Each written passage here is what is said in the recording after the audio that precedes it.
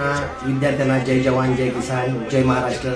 आज या ठिकाणी दिल्ली जंतर मंतर येथे जे आंदोलन चालू आहे, जे 26 दिवस जे आंदोलन चाललं आणि त्या आंदोलनाच्या नंतर या ठिकाणी आंदोलनाची मूळ रूपरेषा अशी होती की जे धर्मेंद्र प्रधान आहे, जे शिक्षण मंत्री आहे, त्या शिक्षण मंत्रीच्या काळामध्ये या ठिकाणी नीट सारख्या या ठिकाणी पेपर असेल ते पेपर फुटले होते। अनेक विद्यार्थ्यांची या ठिकाणी जीवन उद्ध्वस्त झाले होते। अनेक विद्यार्थी 20 ते 21 विद्यार्थ्यांनी आत्महत्या केल्या होत्या आणि यामुळे या ठिकाणी जनता या ठिकाणी युवकांचा आक्रोश जंतर मंतर दिल्ली या ठिकाणी पाहायला मिळाला। आणि यानंतर 26 दिवसापासून म्हणजे सुरम वांगचुक असेल, अभिजित दिपके असेल आणि काही लाखो युवक या ठिकाणी जंतर मंतरमध्ये जमले होते।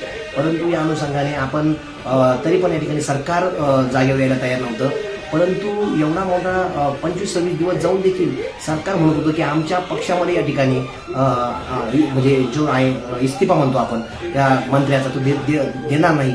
परंतु या ठिकाणी डॉक्टर बाबासाहेब आंबेडकरांनी जो आर्टिकल 19(1) मध्ये जो रस्त्यावर उतरण्याचा अधिकार दिलेला आहे आणि बाबासाहेबांनी सांगितलं होतं की जेव्हा तुमच्यावरती खूप मोठा अन्याय होईल आणि संविधानाला कुठेतरी हात लागण्यासारखं वाटत असेल, पण तुम्ही त्या टायमाला सर्वांनी एकत्र येऊन या ठिकाणी रस्त्यावर उतरा।